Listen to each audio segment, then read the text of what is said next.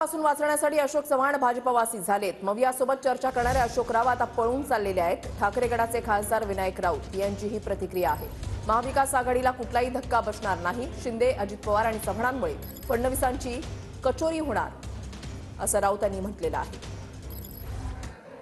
काँग्रेसमध्ये भूकंप झालेला पाहायला मिळतो आहे। अशोक चव्हाणांनी आपल्या पदाचा राजीनामा दिलेला आहे, आमदारकीचा राजीनामा दिलेला आहे आणि ते आजच भाजपमध्ये प्रवेश करण्याची तयारीमध्ये आहेत। बघा, ज्यांच्या घरामध्ये ज्यांचे वडील मुख्यमंत्री झाले, ज्यांचे वडील केंद्रीय मंत्री झाले, ज्यांना दोन वेळा महाराष्ट्राचं मुख्यमंत्रीपद लाभलं, अशांना भाजपवासी व्हावं लागतंय। याच्या पाठीमागे जे काही कपट राजकीय नीती जी चाललेली आहे सध्याच्या राज्यकर्त्यांकडून ती दिसून येते।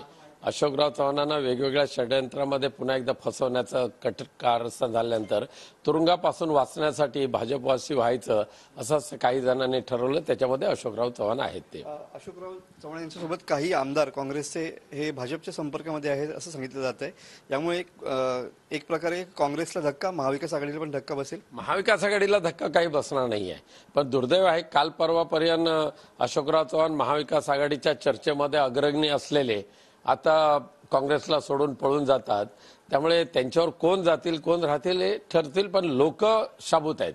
जाणारे जातील, पण आजही गद्दारांबरोबर लोकमानस नाहीये, लोक जनतेचं सहकार्य नाहीये।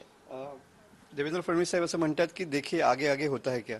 हा, देवेंद्र फडणवीसांचं विसर्जन व्हायची वेळ आलेली आहे। एका बाजूला अजित पवार, दुसऱ्या बाजूला एकनाथ शिंदे, तिसऱ्या बाजूला अशोकराव चव्हाण आणि त्यामुळे देवेंद्र फडणवीसचा सँडविच काय त्यांची कचोरीच झालेली आहे। कॅमेरामन समित गजनेसह मी मनोज लेले, TV9 मराठी, रत्नागिरी।